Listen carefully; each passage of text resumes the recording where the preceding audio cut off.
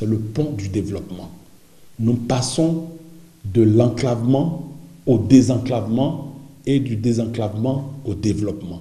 Si le maire de Jacquesville s'exprime ainsi, c'est qu'il réalise déjà ce que le pont enfin construit apportera à sa commune. Cette presqu'île de 3205 km² est désormais mieux accessible, fini les contraintes de transport avec le bac.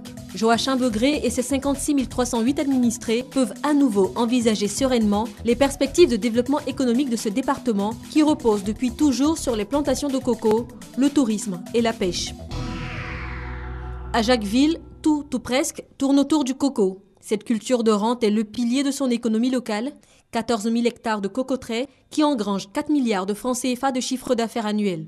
Selon les spécialistes, le département pourrait en espérer 5 fois plus avec le pont et une approche plus intégrée de la filière. Car rien ne se perd dans le coco, copra, coque et bourre, tout se transforme et s'exporte, surtout l'huile de copra. C'est ce que produit l'usine de la Sicor installée dans les années 80. L'usine revient cette année après avoir délocalisé en 2004. Ça va redémarrer avec l'arrivée du pont, ça ira. Le camion arrivera, paiera le péage s'il y a un péage à payer et il mettra peut-être 30 minutes pour venir jusqu'à l'usine. On gagne une demi-matinée de production, c'est énorme. Le retour de la Sicor, c'est près d'une centaine d'emplois en plus dans ce département qui enregistre 80% de taux de chômage.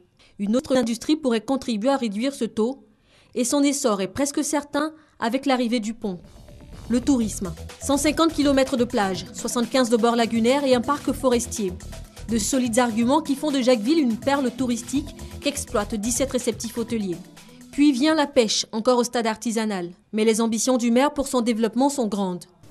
Nous sommes en train de nous organiser pour qu'il y ait un grand marché de poissons à Jacquesville et que nous invitions plutôt le reste de la Côte d'Ivoire à se déplacer vers Jacquesville, qui sera pratiquement en dehors du port de pêche d'Abidjan, qui serait la capitale du poisson. Ambition réaliste, Jacquesville est riche de ses eaux, mais aussi de son sous-sol. Impossible d'occulter sa proximité avec les blocs pétroliers et gaziers les plus productifs de la Côte d'Ivoire.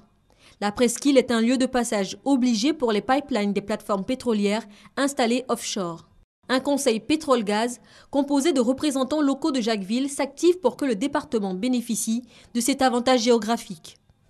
Pétrole et gaz, pêche, tourisme, filière coco porteuse, il y a largement de quoi sortir Jacquesville du marasme économique dans lequel il est plongé.